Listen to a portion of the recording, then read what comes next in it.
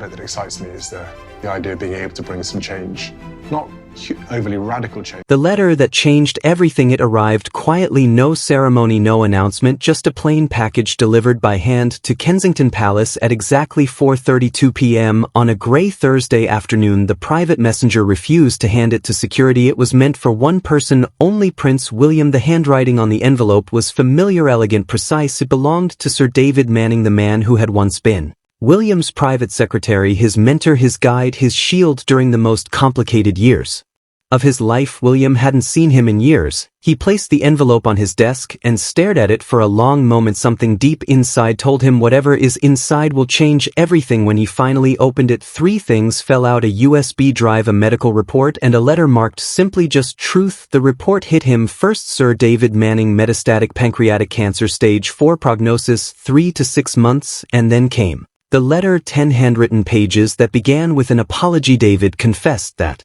during his years as William's closest aide, he had made decisions that weren't his to make. He admitted to guiding William's career, his public image, even his most personal choices, all in the name of protecting the crown. But the truth was far darker. He had helped craft a version of William, not the man himself, but the image the institution wanted the world to see. Every deployment, every public appearance, every carefully managed choice. Designed, not decided. David wrote that even William's engagement to Catherine had been guided. The palace, working with Catherine's family, had created perfect conditions: media timing, appearances, emotional cues, all designed to make William feel like the decision was his own. But the worst betrayal was this: David had deliberately blocked William's attempts to learn the truth about Princess Diana, her real struggles, her unanswered cries for help. The system had been terrified of what William might uncover, that his mother hadn't been unstable but betrayed and isolated us. William read the letter. Tears blurred the ink. He felt the walls of the palace and his own life close in. Everything he believed about his choices, his duty, his family was being rewritten before his eyes. By the time Catherine entered his study that night, William hadn't moved for hours. The letter lay open before him. When she switched on the lamp, he broke. For the first time in years, he cried uncontrollably. When she finished reading, Catherine's face turned pale. "What do you want to do?" she whispered. William couldn't answer. The truth had destroyed something fundamental inside him. The next day, William called his father. King Charles invited him to dinner at Clarence's house. That night the air was thick with decades of unspoken pain. William placed the documents before his father: David's confession, the emails, the proof. Charles read them silently. When he finally spoke, his voice trembled. He said, "I knew David was guiding you. I approved it." William froze. "You approved it?" Charles nodded. "You were young, lost the crown.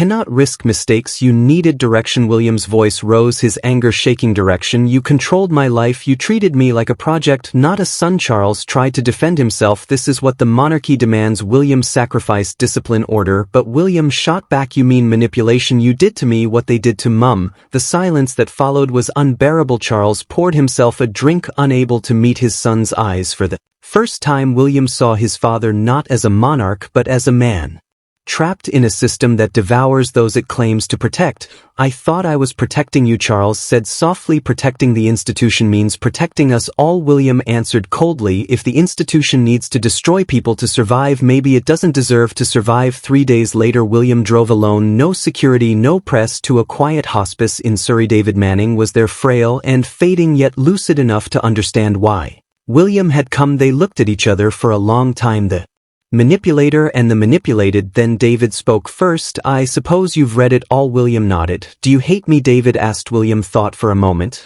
"I don't know," he said finally. "I'm angry, but I'm grateful too. At least now I know what was done to me." David's voice cracked. "I believed I was protecting you, but I see now I was protecting them, the system, the machine that feeds on loyalty." He admitted that the palace had deliberately kept Diana from receiving real help that officials had feared therapy would make her too truthful, too independent. They planned to discredit her, not heal her. "Your mother," David whispered, "wasn't unstable. She was silenced." William's chest tightened. He realized that every barrier he'd faced in learning about his mother had been designed to keep him ignorant, to prevent him from seeing how deeply the crown had failed her. Before William left, David handed him one final note in his weak, trembling handwriting. It read, "Don't let them do to George what we did to you. Break the cycle. 6 weeks Later David Manning died at his private funeral. William stood quietly beside the widow, silent, solemn, carrying both grief and clarity. For months William kept everything secret. He performed his royal duties, smiled for cameras, waved to crowds, all while knowing the truth, but the silence was suffocating. Every time he saw George, Charlotte, or Louis, he remembered David's words, break the cycle. One evening George asked his father, "What's the point of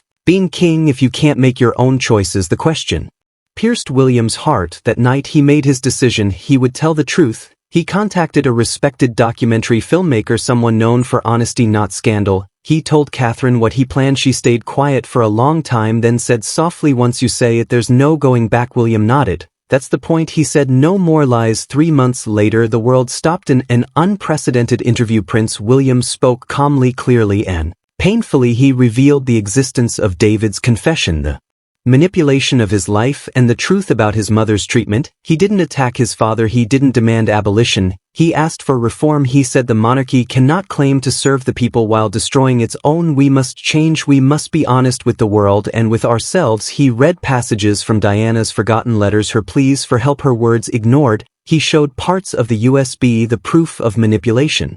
Not everything, but enough to expose the truth. He ended the interview with one line that silenced millions: "I was raised to serve an institution. Now I choose to serve truth." The world exploded. Some praised him as the most courageous royal in modern history. Others called him reckless, a traitor to tradition. Tabloids screamed of betrayal. Politicians demanded stability. But people, real people, saw something human for the first time. A future king had admitted what everyone suspected, that the monarchy's perfection was built on pain. King Charles released a measured statement. He acknowledged that institutional priorities had at times overshadowed individual well-being. He promised reforms, counseling, and transparency, but between father and son the damage was done. Harry reached out with a message: "You stayed and fought from within." That's brave. Mum would be proud. Inside the palace, changes began. New mental health protocols, greater privacy for royal children, and stricter limits on press manipulation. Whether out of sincerity or survival, the system began to bend. 1 year later, William visited David's grave.